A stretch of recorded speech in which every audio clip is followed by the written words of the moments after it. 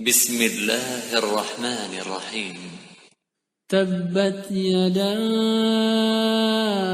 أبي لهب وتب ما أغنى عنه ماله وما كسب سيصلى نارا ذات لهب وامرأته حمالة الحطب في جيدها حبل من مسد. سورۃ اللہب جس کا دوسرا نام سورۃ المسد بھی آتا ہے، میم سین دال.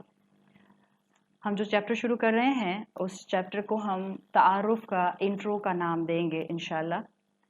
ہم انسان آج جس دنیا کا حصہ ہیں وہاں جہاں ابلیس ہمارا سب سے بڑا دشمن ہے، اب ابلیس نے اپنے بہت سے ٹولز ہمارے سامنے اپنے دشمن کی شکل کے واضح کر دیے ہیں.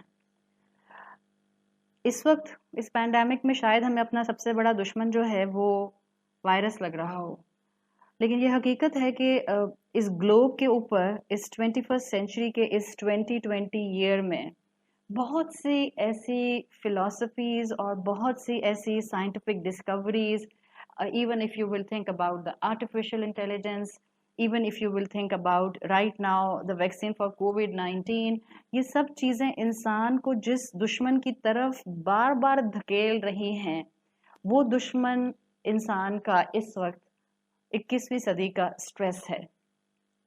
ڈیفینیٹلی رسول اللہ صلی اللہ علیہ وسلم کی حدیث کا مفہوم یاد رکھیے کہ شیطان مومن کو ڈپریس کر کے سب سے زیادہ خوش ہوتا ہے. تو سٹریس یاد رکھیں، one of the tool of the شیطان، one of the tool. Yes it is a mental illness, nobody is denying the fact that it is not a mental illness. بالکل جیسے کوئی وائرس، بیکٹیریا، بیماری، disease یہ بھی شیطان کی طرف سے ہوتی ہے، وہ ہمارے خون میں آ کر جو ہے وہ سرکولیٹ کرنے لگ جاتا ہے. آن دا سیم پیٹرن یہ سٹریس بھی بعض اوقات شیطان ایز اے ٹول استعمال کرتا ہے. اس سٹریس کا اثر اگر آپ آج کے انسانوں پر ریڈ کریں، اینڈ آئی تھنک کہ جس فلو پر ہم لوگ زندگیاں گزار رہے ہیں، ہر گھر کے اندر ایک انسان، ہر فیملی کے اندر ایک انسان اس پرابلم کا شکار ضرور ہے.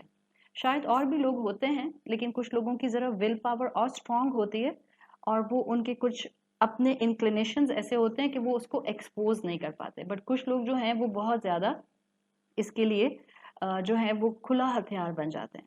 سو اس اسٹریس کا اثر یاد رکھیں آپ کے ایموشنز پر اور آپ کی مینٹل کیپیبلٹیز پر بہت زیادہ ہوتا ہے. نہ صرف ایموشنز اور آپ کی ذہنی صلاحیت پر اس اسٹریس کا اثر ہوتا ہے، اس کا آپ کی فزیکل ہیلتھ پر بڑا گہرا اثر آتا ہے. اور اس کو بیٹ کرنے کے کئی ڈفرینٹ آپ کو جو ہیں وہ اور فردر کوپنگ میکانزم مل جائیں گے. بٹ بینگ اے ٹیچر جس کا تعلق قرآن کے سبجیکٹ کے ساتھ اور قرآن کے سلیبس کے ساتھ ہے، آئی ول ہائیلی ریکمینڈ کہ اس سٹریس کو بیٹ کرنے کا سالڈ طریقہ یہ ہے کہ آپ اپنے کانسیپٹس کو اور زیادہ مضبوط کرنے لگ جائیں. جو کانسیپٹ آپ کی ہیومن لائف ایگزسٹنس کا فنڈامنٹل ہے، and it's very important, it does affect بہت سے لوگوں کے اوپر، اٹ ڈز افیکٹ. ورنہ یاد رکھیں سٹریس انسانوں کا اب آج 21ویں صدی میں ایسا فارمیڈل اینیمی بن گیا ہے کہ اس کی وجہ سے انسان کا مائنڈ اس کے اپنے اگینسٹ کام کرنے لگ جاتا ہے. And this is a simple science, اس میں آپ کے سامنے کوئی نئی چیز نہیں رکھ رہی ہوں. آپ کے دل و دماغ کو آپ کو دیا گیا ہے تاکہ یہ آپ کی سروس میں کام کریں. یہ آپ کے ٹولز ہیں جن سے آپ نے دنیا گزارنے کا طریقہ سیکھنا ہے. یہ دل و دماغ اگر آپ کے ہی خلاف کام کرنا شروع کر دیں گے تو یاد رکھیں آپ اور میں کبھی بھی اشرف المخلوق کا لیول اچیو نہیں کر سکتے ہیں. اور جب انسان کا اپنا دماغ اس کے خلاف کام کرنا شروع کر دے، جب اس کا اپنا دل اس کے خلاف کام کرنا شروع کر دے، کوئی SSIRs، کوئی پروزیک آپ کو نہیں بچا سکتی، کوئی اینٹی ڈپریسنٹ آپ کو نہیں بچا سکتی. I am giving you guarantee.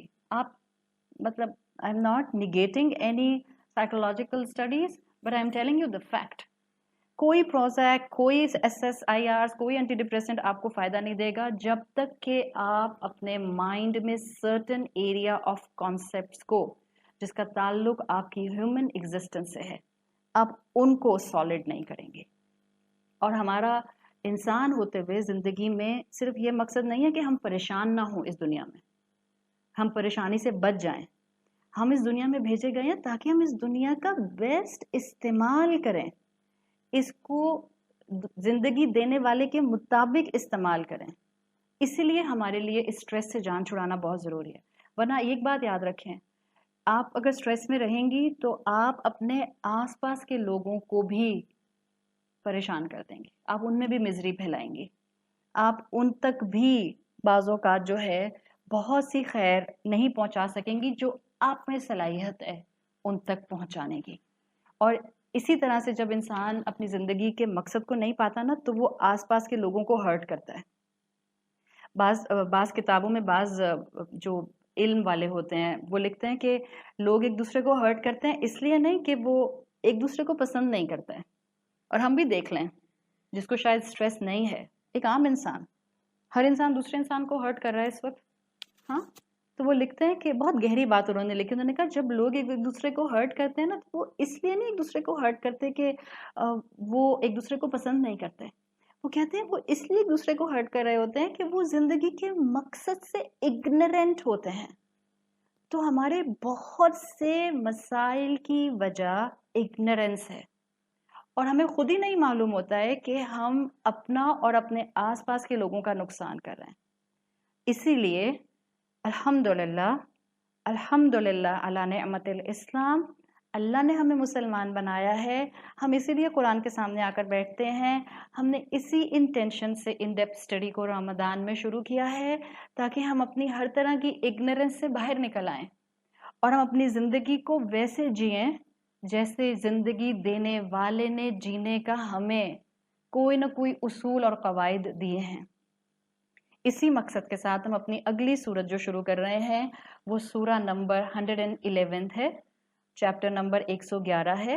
इसका नाम सूरतुल लहब या इसका नाम सूरतुल मसद, आपको दोनों मिलते हैं।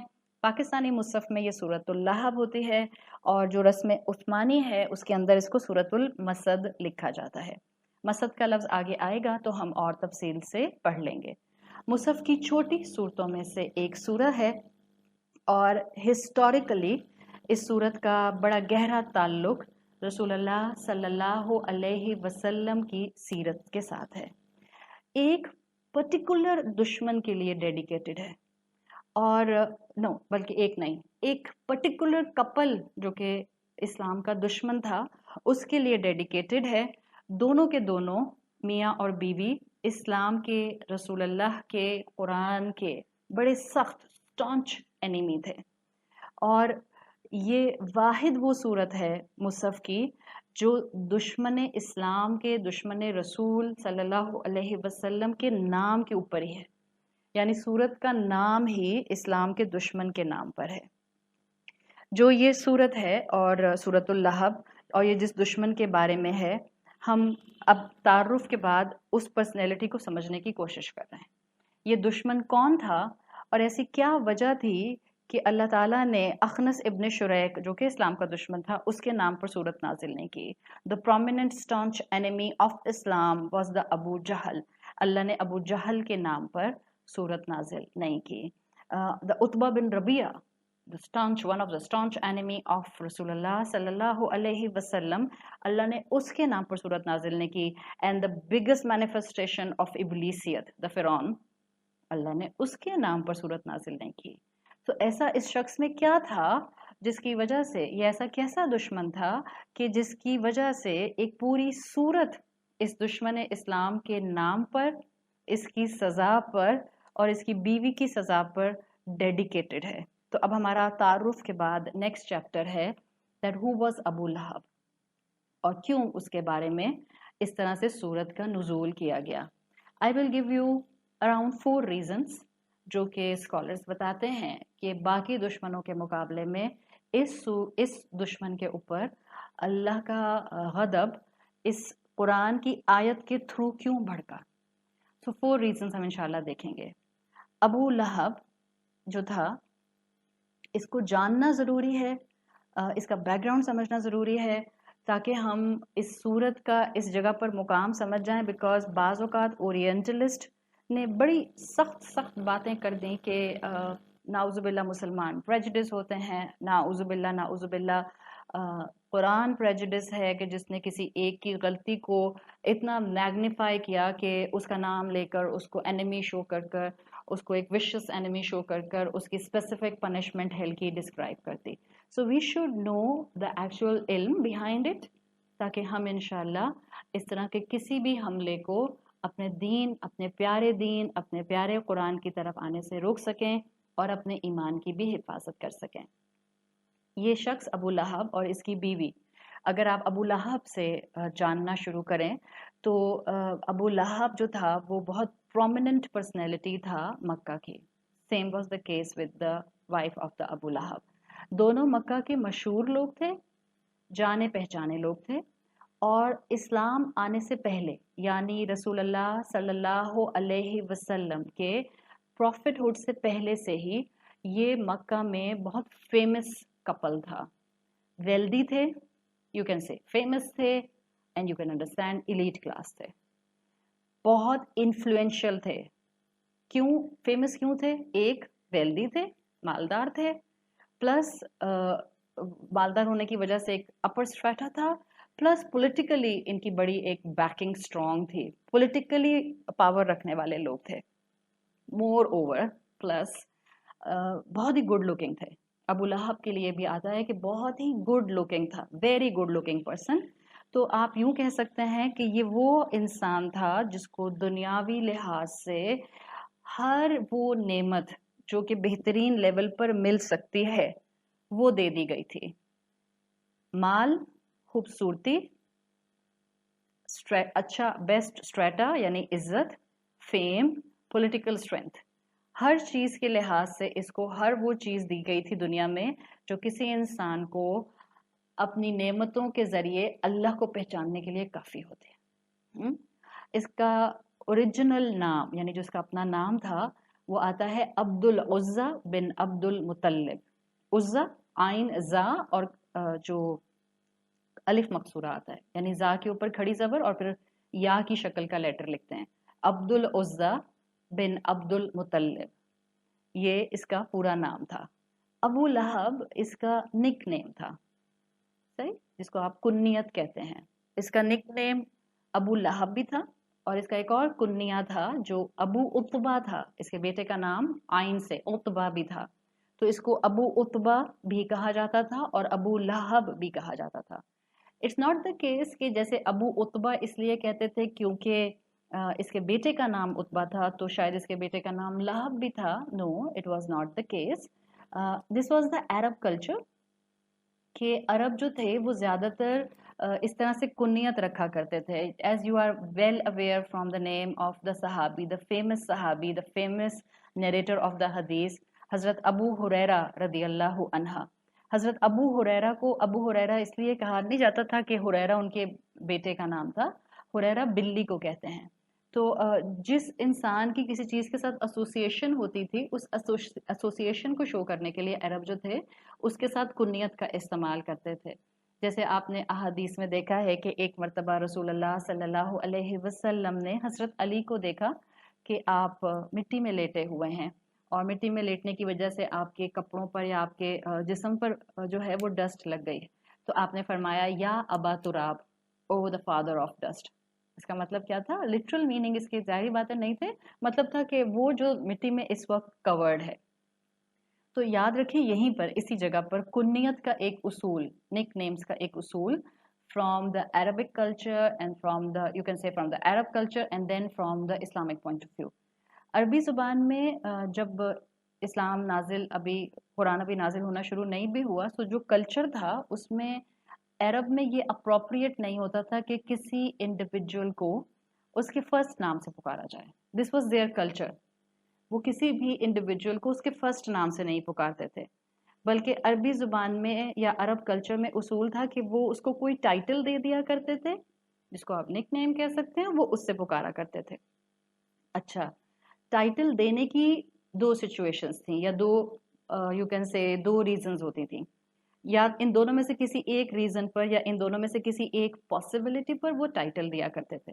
पॉसिबिलिटी नंबर 1 क्या थी कि वो उस इंसान को किसी ऐसे डिस्क्रिप्शन पर टाइटल देते थे जिसकी वजह से वो बहुत मशहूर होता था। Again the same example, keep in mind about हजरत अबू हुरैरा रदी अल्लाहु अन्हु। हजरत अबू हुरैरा जो थे अनहु, उनका असल नाम अब्दुर्रहमान था। आई थिंक बहुत कम मुसलमान हैं जिनको उनका असल नाम आता है। हजरत अबू हुरैरा का असल नाम अब्दुर्रहमान था, लेकिन उनको अब्दुर्रहमान के नाम से कोई भी नहीं जानता था। तो क्योंकि वो बिल्ली के साथ उनको बहुत मोहब्बत थी, उनको बिल्ली बहुत पसंद थी, कहा जाता है एक बिल्ली कॉन्स्टेंटली उनके आगे पीछे रहा करती थी, उनके साथ साथ रहती थी। तो उसकी वजह से लोगों ने उनको अबू हुरैरा अबू हुरैरा अबू हुरैरा कहना शुरू कर दिया था। तो अबू हुरैरा को अब्दुर्रहमान के नाम से कोई नहीं जानता था, उनकी बिल्ली के साथ एसोसिएशन की वजह से जानता था। So with in the Arab culture it was the norm कि किसी इंसान को उसके फर्स्ट नाम से नहीं पुकारते थे, बल्कि उस निक नेम से पुकारते थे जो उस इंसान के साथ एक बड़ा क्लोज कोई अमल या कोई खूबी होती थी। दूसरा निक नेम दिया जाता था या कुनियत दी जाती थी उस इंसान के औलाद के नाम के ऊपर। जैसे हम जानते हैं कि रसूलुल्लाह सल्लल्लाहु अलैहि वसल्लम की कुनियत थी अबुल कासिम, आपके जो बेटे थे उनका नाम कासिम था। अब क्योंकि ये अरब कल्चर था तो सहाबा ने भी इस मैथडोलॉजी को, जो अरब में चली आ रही थी, सहाबा भी मेजॉरिटी अरब थे, तो उन्होंने इसको कंटिन्यू किया कि पहले नाम से कम पुकारते थे, टाइटल से ज़्यादा पुकारा करते थे। यही मामला आपको अबू लहब के मामले में नज़र आ रहा है। अबू लहब उसको इसलिए कहते थे, और प्रोमिनेंटली उसको अबू उतबा कम कहा जाता था, अबू लहब ज़्यादा कहा जाता था। लहब क्यों कहते थे अबू लहब को?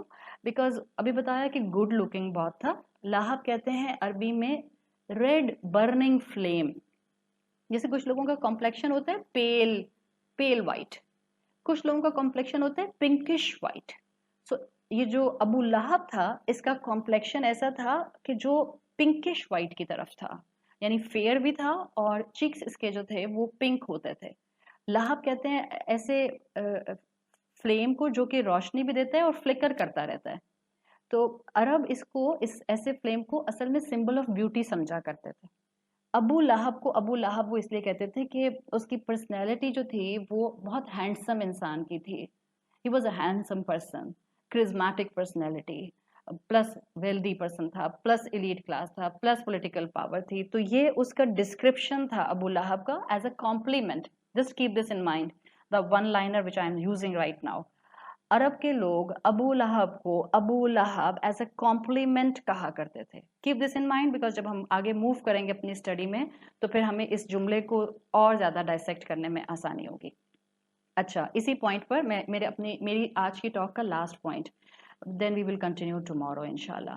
लास्ट पॉइंट ये है कि keeping a mind of the इल्म ऑफ कुनिया, इसके ऊपर स्कॉलर्स की दो राय हैं। अभी भी आजकल बहुत से लोग जो हैं, बहुत से मुसलमान, वो कहते हैं कि जी आपको अपना असल नाम जो है वो नहीं, बल्कि आपको अपनी कुनियत इस्तेमाल करनी चाहिए।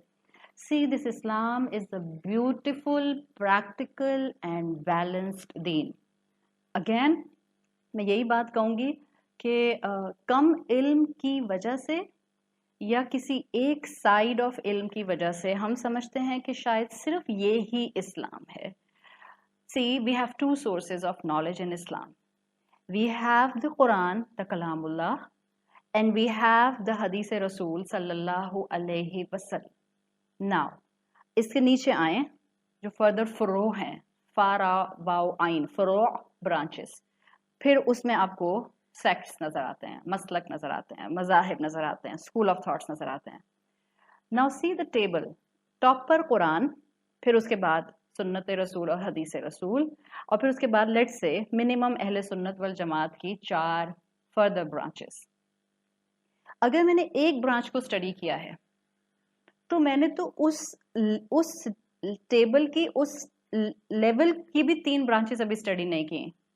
इसका मतलब है कि मैं जब तक वो 3 ब्रांचेस भी स्टडी नहीं करूंगी along with the one I am studying, उन चारों स्कूल ऑफ थॉट्स के साथ, मैं कुरान और हदीस की एक कलेक्टिव खूबसूरती को फील नहीं कर पाऊंगी। इसलिए मेरी रिक्वेस्ट है بہت ادب کے ساتھ مؤدبانہ گزارش ہے، سختیاں نکال دیجئے اور ٹالرنس بڑھا لیجئے۔